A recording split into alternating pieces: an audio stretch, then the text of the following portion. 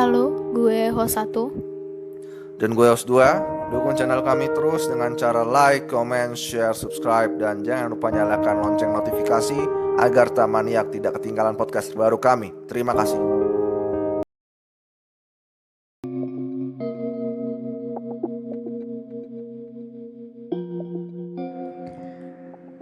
Halo, balik lagi bersama kami di The Adventure of Mistake. Kali ini kami akan membahas lagi salah satu rumah sakit, yaitu rumah sakit yang berada di Pulau Sumatera.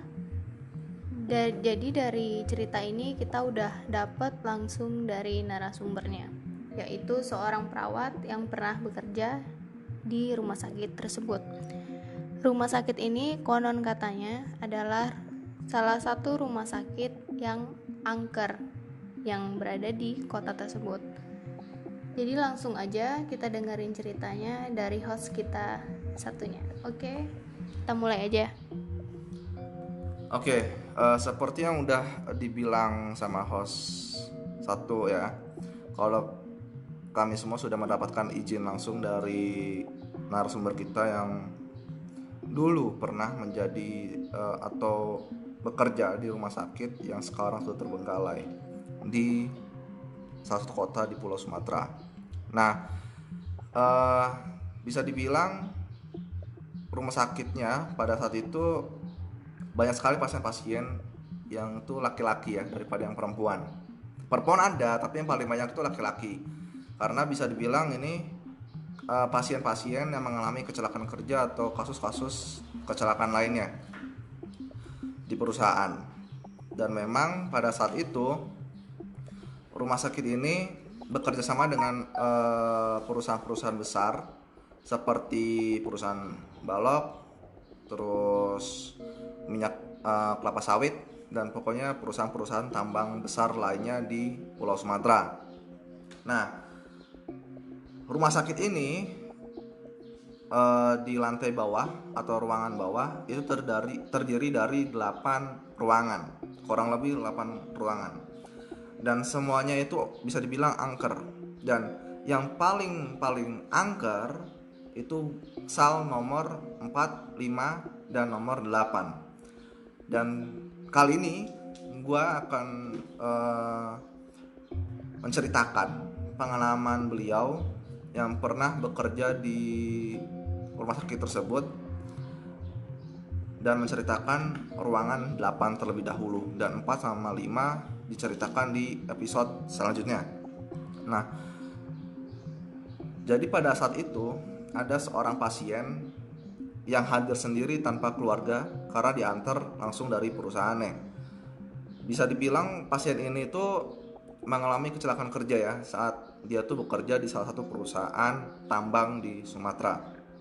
Nah, setelah itu jam 10 pagi ya, shift pagi bagi perawat di sana, itu 2 perawat akan memberikan obat dan suntikan ke pasien ini yang mengalami kecelakaan kerja. Nah, pas si 2 perawat ini ngecek ke ruangan si pasien tadi, ternyata di ruangannya itu nggak ada siapa-siapa, kosong. Nah, by the way, ini orang pasiennya ini ada di sal nomor 8 ya, dan ini paling angker. Nah, si 2 perawat ini bingung dong dan curiga, ini pasien kemana gitu, kok sakit malah keluyuran gitu loh. Dan ternyata usut punya usut, si pasien ini tuh pindah ke kamar lain yang menurut dia tuh jauh lebih aman daripada ruangannya dia sendiri, yang bisa dibilang ruangan angker itu ya. Nah, dia bilang pas ditemuin sama 2 perawatnya, dia bilang kalau dia tuh nggak mau pulang atau balik lagi ke ruangan sebelumnya di ruangan nomor 8. Dia bilang gitu ke susternya. Dan kenapa dia nggak mau balik ke ruangannya? Karena dia itu mengalami pengalaman yang nggak enak ya dan nggak nyaman, karena semalam dia merasa diganggu oleh makhluk-makhluk yang tak kasat mata. Nah, si pasien ini cerita ke susternya, kedua susternya ini, kalau ranjangnya atau kasurnya tuh digoyang-goyang secara ekstrim, yang sangat luar biasa, dan itu di luar nalar logika manusia. Nah, awalnya si pasien ini tuh mengira gempa, tapi kok gempa sampai dahsyat kayak gini gitu loh. Tapi yang ngerasa dia sendiri gitu kan, aneh gitu loh. Secara logika kan kalau ada gempa ya, semua orang kan akan merasakan gitu kan, rasa takut dan paniknya. Tapi yang ngerasain ini tuh cuman si satu pasien ini. Dan pas dia diganggu, dia tuh keringet dingin bercucuran, dan posisinya ketika itu sudah malam, sudah larut malam lah pokoknya. Nah, karena dia ketika istirahat tuh kamarnya itu selalu dia matikan lampunya.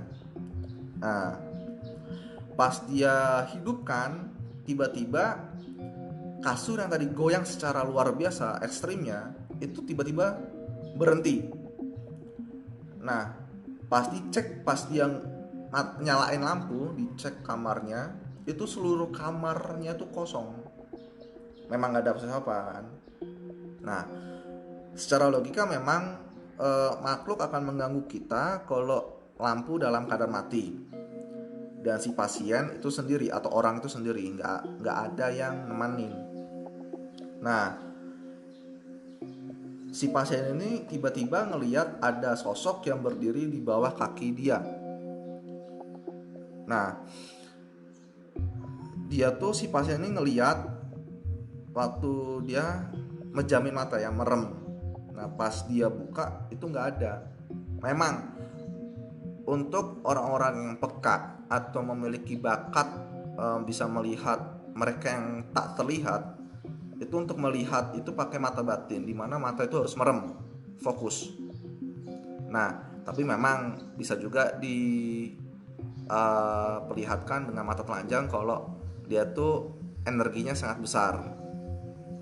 Nah, tapi pada saat itu si pasien ini menjamin mata untuk melihat sosoknya. Ternyata ada di bawah kakinya dia. Nah, pas dia buka matanya nggak ada itu sosok gitu loh. Nah, terus memang semua kamarnya itu serem ya. Nah, termasuk kamar bapaknya tadi. Padahal secara logika sal nomor 8 atau ruangan nomor 8 ini, kata narasumber kita, itu dekat sekali dengan pintu keluar. Nah, seharusnya kan ruangan yang dekat dengan pintu keluar itu merasa aman karena banyak orang yang akan berlalu lalang keluar masuk, dan pasti dari situ dekat juga sama tempat suster bekerja, kayak pusat informasi atau perawat duduk gitu loh. Tapi kenapa ruangan bapaknya ini yang dekat dengan pintu keluar, si pasien ini tuh ngerasa nggak nyaman karena diganggu sama makhluk yang tak kasat mata. Nah, ternyata si bapak ini sendirian kan, karena habis itu diganggu gitu loh.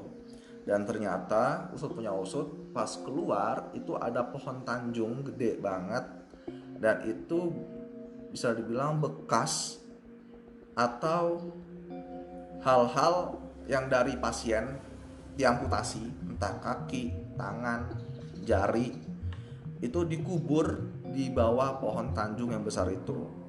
Dan konon katanya sumber dari makhluk-makhluk yang mengganggu para pasien di sal 1-8 ini berasal dari pohon tanjung tersebut. Nah gitu. Dan bisa dibilang ini ruangannya dari 1-8 itu tuh satu kamar satu orang, layaknya seperti kamar VIP. Tetapi pada kenyataannya kan kebanyakan untuk sal-sal lain itu satu kamar untuk rame-rame gitu. Jadi ya bisa dibilang si bapaknya ini, si pasien ini tuh mengalami gangguan karena adanya bangke-bangke dari hasil-hasil amputasi pasien-pasien dulu yang dikubur di bawah salah satu pohon besar yang namanya Tanjung itu. Dan mungkin itu aja, dan nanti yang untuk selanjutnya 4 sama 5 bisa dibahas pada episode selanjutnya dan bisa dibalik. Ya udah, itu cerita dari Sal nomor 8. Terima kasih telah mendengarkan cerita ini sampai habis. Sekian dari The Adventure of Mystic. Terima kasih dan sampai jumpa.